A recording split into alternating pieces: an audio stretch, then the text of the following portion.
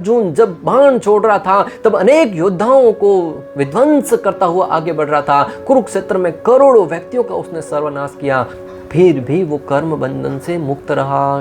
कारण कृष्ण भावना भावित कर्म कर रहा था। आप और हम अगर किसी को एक थप्पड़ भी मारेंगे ना, उस कर्म का फल हमें तुरंत घूमते हुए मिलेगा। एक समय की बात भक्तों, एक व्यक्ति रोड के किनारे चलते हुए जा रहा था। रास्ते में जाकर उसको भूख लगी तो इधर उधर मन ने आदेश दिया कि कहीं तो देखो आंखों को कि कहीं कुछ खाने के लिए मिलेगा। इधर उधर देखा, एक जगह पे बहुत ही सुंदर उद्यान था, उसके अंदर आम के पेड़ लगे हुए थे और उस पेड़ों के ऊपर सुंदर सुंदर आम आए हुए थे। गर्मी का सीजन था, अभी गर्मी का सीजन है, आम आए हुए हैं। तो उसने भी जैसे ही आमों के बहुत ही सुंदर स्वादिष्ट फलों को देखा तो उसको मन में जिज्ञासा उत्पन्न हुई कि मैं आम को खा लूं। मन ने आदेश दिया पाँव को कि चलो भाई, अभी देख लिया है आँख ने, तुम चलो वहाँ से। देखा किसने था? आँख ने। चल के कौन गया? पाँव।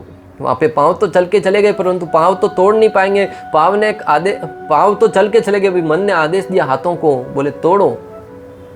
हाथ ने तोड़ा परंतु हाथ खा तो नहीं सकते, इसलिए मुख में डाला। मुख ने खाया परंतु मुख ने सका, परंतु रखा नहीं। रखा किसने?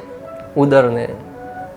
इतने में उसकी जो भूख थी वो तो मिट गई, परंतु माल नहीं था वो इतने में आ गया। रखवाली करते करते आके देखा कि कोई व्यक्ति बिना पूछे अंदर घुसकर मेरे बगीचे के अंदर आम खा रहा है। उसने तुरंत अपनी लठ उठाई और व्यक्ति के पीठ पर दे मारी।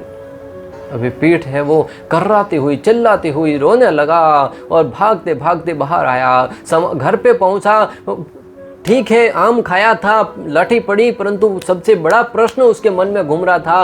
वो पीठ प्रश्न उठा रही थी, भाई मैंने न तो आम की इच्छा करी न आम खाया, फिर लाठी मुझे क्यों पड़ी?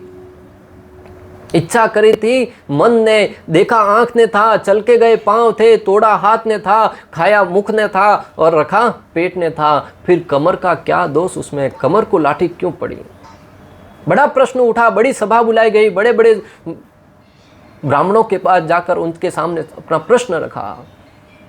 हर कोई इस प्रश्न के उत्तर के लिए जिज्ञासु था, किसी के मन में उत्तर नहीं आ रहा था। तब एक बड़े साधु के पास गए, उस ब्राह्मण ने कहा कि आपका उत्तर है वो इसी क्रम में आगे छिपा हुआ है, थोड़ा आगे तो बढ़िए। बोले महाराज कई दिनों से विचार कर रहा हूँ, आगे बढ़ ही नहीं पा रहा हूँ कि मेरे पीठ को लाठी क्यों पड़ी।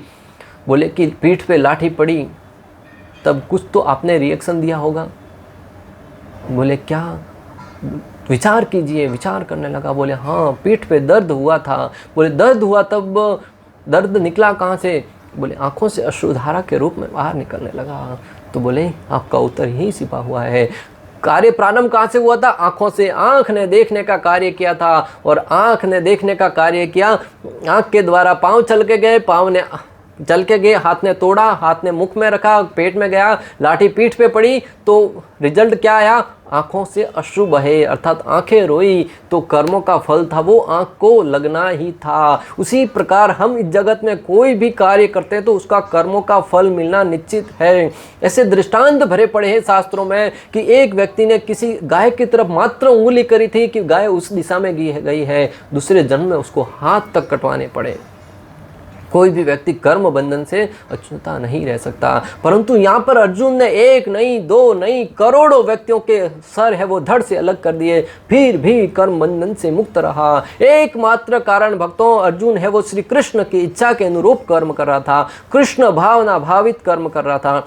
आप और हम अगर एक पेड़ से फल भी तोड़ते हैं ना, उसका कर्म हमें लगता है वो, क्योंकि पेड़ के अंदर भी जान है। और उस फल को जब तक श्री कृष्ण को अर्पण करके स्वीकार नहीं करेंगे, उस फल का कर्म हमें लगेगा। परंतु जैसे ही भक्तगण है वो उस फल को भगवान को अर्पण करते हुए स्वीकार करते हैं, कर्म बंधन से मुक्त हो जाते हैं।